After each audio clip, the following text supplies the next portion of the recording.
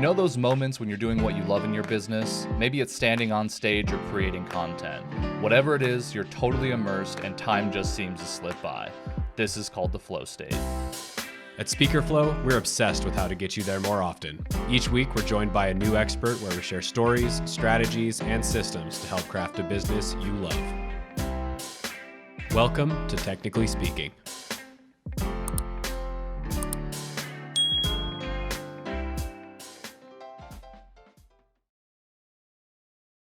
All right, boom. We are live. Andy, thank you so much for joining us today. We appreciate you sharing your time with us. Yeah, definitely. This will be great. Yeah, this is round 2 as well. We haven't had that many guests come up back for seconds, so I don't know what that says about either you or us, but I don't know if I actually want to know either. So We'll just let that one be. Let the audience decide. Yeah. Okay, deal.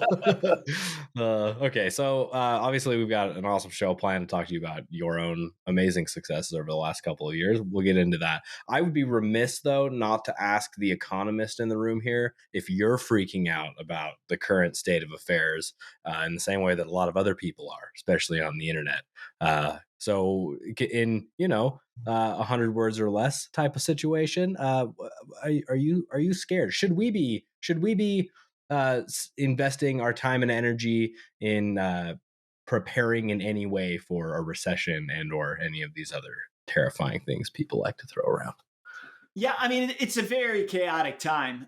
As I always have said, when it's chaotic, people call me all the time and want to know Good what for business. because you need guidance in this crazy world that we're in. And it's really the speed and rapidity of change, the momentum that's built on so many things that happens that I think people underestimate.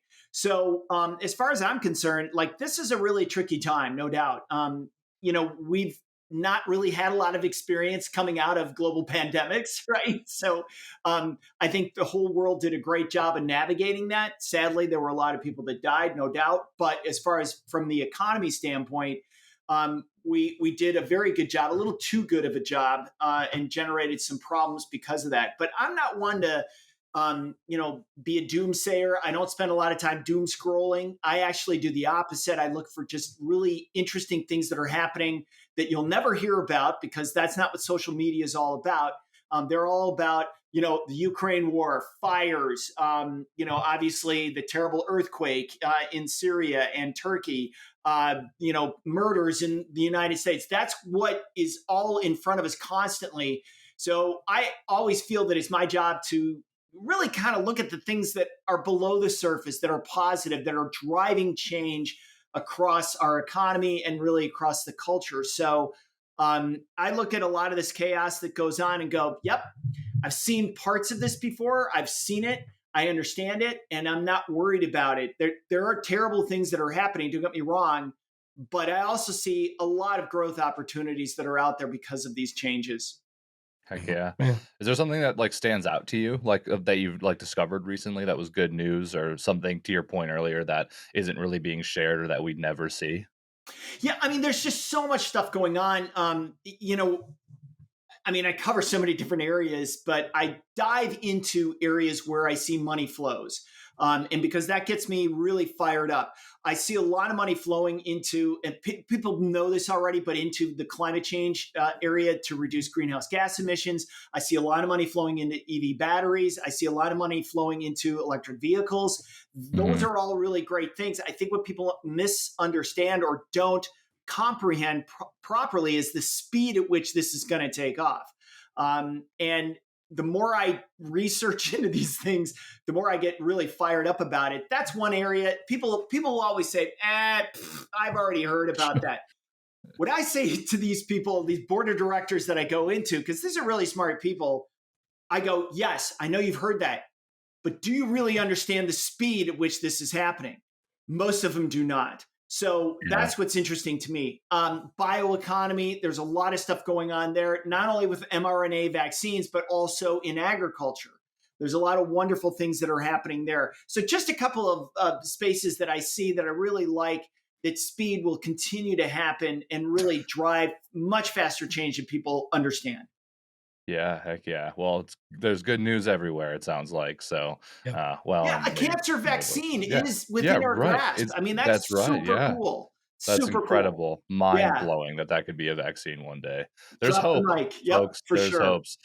All right. So to segue to this, we really want to talk about your success. I mean, over the last couple of years, I mean, you've doubled functionally your business, and so set the stage for us. Where were you 2 years ago or so, and how would you describe your position now? Yeah, I would say let's go back to 2019 because I had just Sure. left Yeah, the it's a US good timeline. government. And that's when Yeah. I ran into you two yahoos, right? And so Yahoo's emphasis on Yahoo's. emphasis That's on being nice. Yeah. Minnesota Yeah. yahoos. Well, Austin, you're not from Minnesota, are you? No, I'm in Utah. Yeah, in Utah. That's right. So I don't want to. I Yeah. don't want to disparage just Minnesota. I want to bring Utah and disparage that Yeah. state. Yeah. Sure, right. Equal Yeah, disparity. equal Yes. opportunity. Yeah. But so back then, I made all sorts of mistakes prior to running into you. In the sense that of getting back into the business and leaving government, I thought, I'm such a smart guy. I'm going to put my price here. Like everybody should run to me because I have this gravitas of what I do. And it was a complete disaster. And so I had to go back and rethink a lot about what I was doing, the markets I wanted to get into, how I wanted to appeal to people, what was my message, what was my value proposition. I hammered that out pretty well. And then, of course, COVID hit. So that really shifted gears on a lot of people in this speaking space. For me, I had an unfair advantage because I'd done so much television and I've been on Zoom calls and things like that previously. So I was familiar with the technology. But what was seminal in that journey, of course, was really working with both of you in developing the CRM that we have and eventually building into that. And I will tell anybody who's out there that's first looking at this or getting into it for the first time, it is daunting. You look at it and you're like, it kind of is just intimidating at first, but just be patient with yourself. It takes time to learn this and it takes time to get the benefits. But once you do, then you can scale. And that's really what's helped me so much. I couldn't imagine doing as many of these presentations that I do with the breadth and depth that I do without having a CRM, having my back, and really something I spend so much time on almost every day to better understand the clients, better understand the reach that I have in sales and marketing. So it's been a process over that 4-year window to this year where 2019 was a little rough. 2020 wasn't great, but it was okay. 21 was a record year. 22 was a record year, 50% on top of that. And this year is going to be a record year with at least 30% on top of 2022, which was a record year.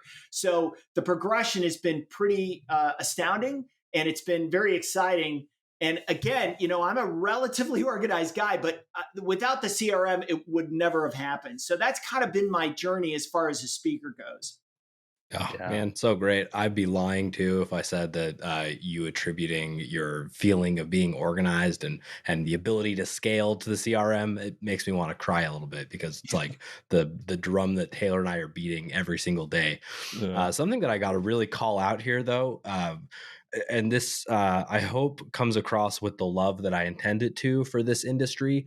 But there's a lot of people that either come into this space or even after being in it for a while believe that they're like pedigree, I suppose, for lack of a better term coming to mind immediately, is going to carry them the distance. And your story, despite you having such a profound expertise in the area that you're an expert in, with so much background and so much social proof of you being successful at it, like you just outlined the fact that it still is a lot of work. Like you don't get to just ride off of your background or your expertise. Like it's still a business at the end of the day, and you still have to treat it like a business in order to be successful. You're just a great example of that.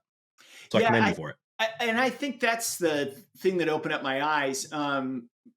Whether it's a speaking business or any business, I mean, using a CRM is the key to this whole thing.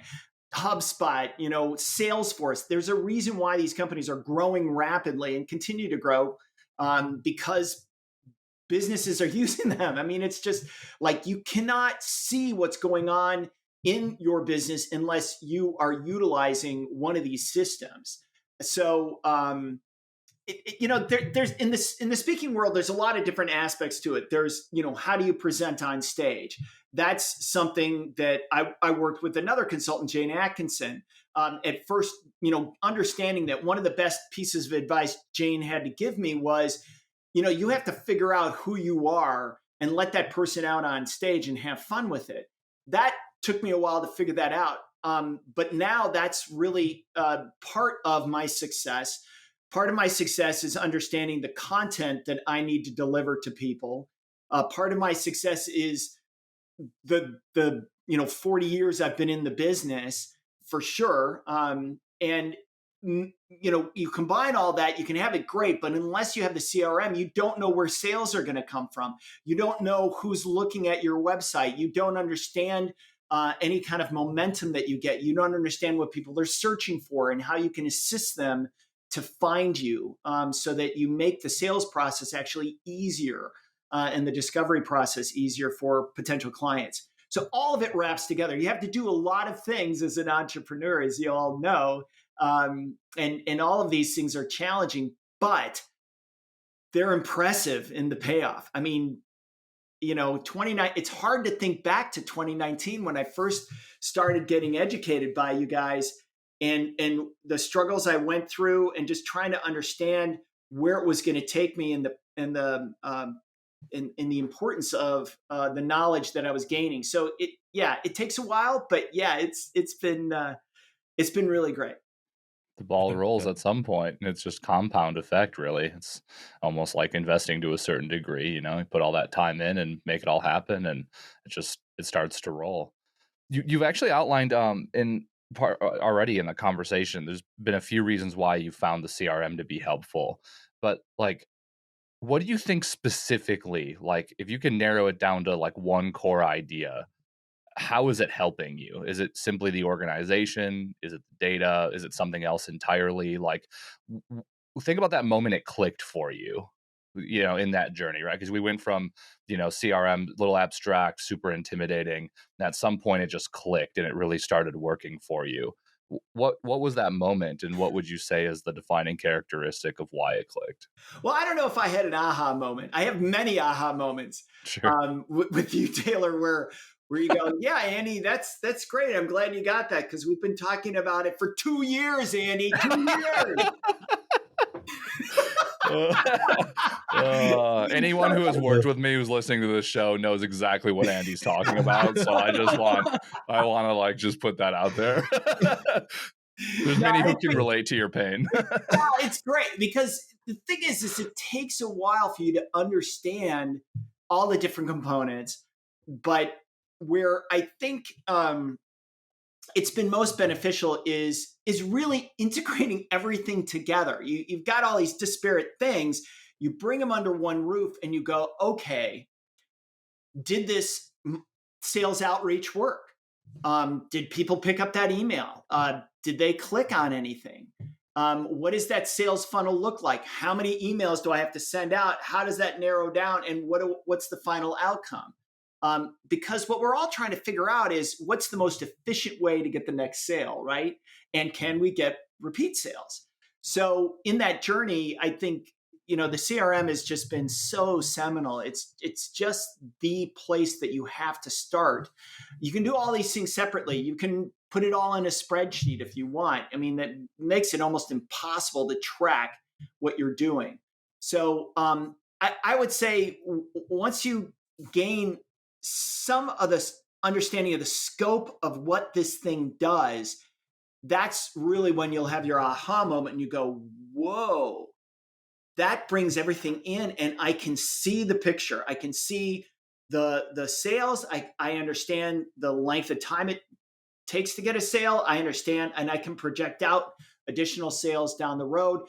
I know how many holds I have and what percentage of those holds will actually translate into a speech right now. So I can look at those, and those are, obviously potentials. So, and then you can go back over the year and say, oh, if I had $1 million worth of holds, what's the percentage of those that I'll get actually translate into, sales? So into speeches. So that's the kind of stuff that really gets me excited about using the CRM. But it takes a little while. So I would say each day is an aha moment to some extent. And Yeah, I'm always sure. learning stuff, which is Yeah. great because I always have it in the back of my head and go, oh, yeah, I think Taylor told me about that in 2019. Yeah, look, it's not relevant until it's relevant, you know. That's right. That's And so For true. sure. and what I love about this like story, one, to Austin's point earlier, it just validates the drum we're constantly beating. So really excited to hear about that. But more importantly, like, this isn't a magic wand. It's not Yeah. about the system itself. Functionally, Speaker Flow, Zoho, Salesforce, HubSpot, the premise of why they exist is all the same, right? And Mhm. it's not about the tool necessarily. It's about the habits that are reinforced by using that tool, and the time investing in making sure that at the right time when something's relevant, we now install that process of iteration. And the last thing I'll like add to this is, it's from what I've gathered, at least as you've broken this down, it's not even necessarily about being more organized. It's not even necessarily about having the perfect database, but it's the predictability behind the actual business. Like, the whole idea is that scaling is a choice and it's not just a function of possibility anymore. And to your point earlier, like, as your business has gotten more predictable, now you can scale it, and you're seeing that unfold from 21 to 22 to 23 being a record year. And it's not just how am I going to do this? There's math behind it. It's just a function of pouring gas on the fire, basically. So I just want to commend that entire thing you just outlined, because there's the human component of all of this, and that ease of mind that comes with the predictability of things. Yeah, so let me take you back to 2019. You look out into the future. One of the things that speaking is like, to some extent, is like consulting, right? Because you have Right. these contracts and then they just fall off, right? And so you're always looking into the future, going, "Holy smokes!" Come September, I've got nothing, right? And so I'd tell my wife Michelle that, and she'd be like, "Well, get on the phone, start calling people, Hell yeah. get Go, out there, Michelle. do something, right? Don't just sit there, do something." So I think that's another thing that's very helpful. But I do want to pick up on what you said, because it requires work. This is not a magic wand, but it really does require work. You have to give it time. You have to put the time into it. You have to spend time learning, screwing it up, making mistakes. Those are all okay. Because what will end up happening is you'll become so much more efficient at what you do and the way that you do it. As an example, the marketing outreach I do, it took me a while to figure out what group I wanted to market to. Once I figured out what that group was, I can send now that group very targeted marketing that resonates with them, helps them keep me top of mind in what they're doing, and I can do all of that in about 15 to 20 minutes. So that's the power of that CRM.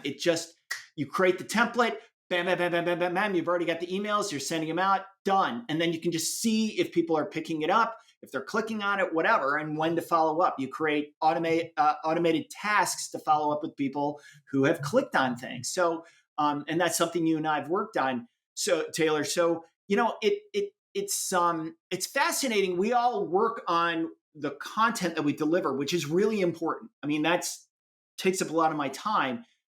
And I think, though, what I'm getting at is that once you get this thing up and running, and once you really devote time to it, you actually devote less time to it overall, and you can refocus back on your core business, right? And doing what I do best, creating research, helping people understand the future. But I can always go back and generate the sales and marketing within a really efficient time frame. So I think that's something that's really important for people to understand. There's an initial upfront investment, and then once you get that thing rolling, then it really pays off. Yeah. Everything that you outlined makes our research and the State of the Speaking Industry report that shows that somebody that's using a CRM earns 3 to 7 times more revenue than somebody that doesn't. Everything that you're outlining makes perfect sense as to why that would be the case. I'm sure it does for others too. Yeah, you don't need a Go special into that. skill set. Like you don't like you know you need two guys like you, obviously very helpful. But you can put the work in, right? So that's what's great. Been working with you. I know this is like an infomercial, but what's been nice is that you give visuals, you give videos, you do all those things, so you make it easy for people to go back and figure this stuff out. I didn't have any special skill sets in this software at all. I started off on HubSpot, made a mess of that, learned a lot of different things. And then transferred over to Zoho, but no special skill sets. And so it just really highlighted for me, like, hey, you can do this. Anybody can do this, really. So, and of course, and I'll just add really quickly onto that because of the use of the Zoho and the CRM, I now can be more efficient in all of the things I do. So I can delegate out certain aspects of my business. There's a lot of research that goes into what I do, so I can delegate that out through people that I work with across the world. Actually, now, which is really great, using Upwork to do that. But that's one aspect that I think has been also really helpful, is just trying to, as the CEO of my company, just trying to make sure that I'm focused on the right things and let other people help me with other things. Using QuickBooks as an example, using an accountant through QuickBooks is another example of me taking stuff off my plate that I don't want to do anymore, that I'm not good at, that I can have somebody else do. That now I can focus back on sales and marketing through CRM, and then creating the content that's going to be relevant to clients. So once you start really operating at a very high level, then it all flows together. So I'm a little jacked up today because I did a lot of research, and I'm so excited because I've had calls with some really great clients, and each one of those calls in different areas of the economy, I've learned so much from them. And now I can take all of that information and distribute it out across all these different types of presentations that I'm doing. So it's been a fun day today, and I get to talk to you guys. So it's been great. About CRMs. Yeah, you're always excited about CRMs as we are. Yeah. Holy crap. Yeah, that's amazing. You looking for a job, Andy? Oh boy. Well, Kidding. I'm really glad that you brought up the delegation thing, because this is one of the areas that Taylor and I wanted to talk to you about today. And I know we're getting short on time here, but one of the things we really respect about your business is that you really do act like a thought leader. It's not just regurgitated experience. You're constantly out there learning and sharing and trying to educate the world about the things that you know better than anyone, and that's all amazing. And you've also added in this ability to have outside people help you with that. And I think the idea of somebody hiring someone to help them get content or create content or be the precursor to creating content is like totally mind-boggling. Maybe they've never even believed that was possible. So you can tell us a little bit about how that works for you and why you decided to go down that route? Yeah, I think, humility is a really important feature for everyone. And being humble enough to hire somebody like Taylor. I have to tell this because when I met with you guys, I thought, oh, wow, they're pretty smart. They got to be like at least in their late 30s. They're really sharp. And then Taylor goes, yeah, I'm 25. I'm like, what? Like, so I was like, okay. Here I am, this old guy. I'm this old guy, and these guys are schooling me on this stuff. But you know what? That's part of it. Like, and that's the thing. Like, I'm a smart guy, I think, relatively smart speaking. But I'm a lot smarter when I surround myself with other people who are way smarter than me. And that's what I try to do. Part of the role that I had in the US government, which was super cool, was that I got to talk to people like Nobel Prize winners and ask them about what they thought about the world and how finance worked and how economics worked. People within different parts of the government doing the same things, really smart people within an industry. And so to me, that's where I know, like, I don't know everything I need to know, but I can go to the places and to the people that are really smart that can help me understand new things that are coming up. And so that's what I try to do is I'm constantly researching, constantly listening to podcasts, but I'm also, taking the ideas that I have and going, hey, there's a person I know that writes really great research. Let me outline something and turn them loose on it, see what they come up with. I can guide them through, the tone and language that I want. Let's let them give it a shot, see what they can do, and then I'll work with them to make it even better. And so that it's been part of the process of, like, I guess to some extent, I would go back and say this kind of comes from a little bit of my background in theater. So I've acted, written, directed, all of those things in theater. And I think once you work with a director, they help you become a better actor. They give you ideas, they direct you in stage movement. And then it's your job to bring as much as you possibly can to each role so that you let the director act as a filter. And to some extent, that's what I do right now. I'm like a director. I take all of this knowledge and information that's out there and I go, that's important, that's not. This is important, this is what this client needs to hear, right? And so I can filter all that down for them into easily digestible pieces. So that's really where I think I've got quite a superpower when it comes to filtering things and knowing where the information is as opposed to other people.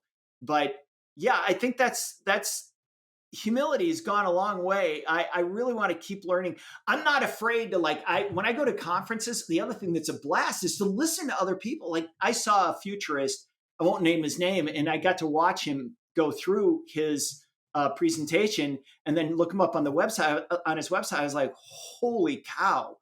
Wow, this guy's fantastic. Like, he's got it going on. The whole circus is all pointing in the same direction, driving growth. So, that's the thing. Just stay humble, learn from other people who are smarter than you, and you will find success. Yeah. God, just we could have ended it right there. Like, holy crap. Like, it's such an important lesson. Like, I think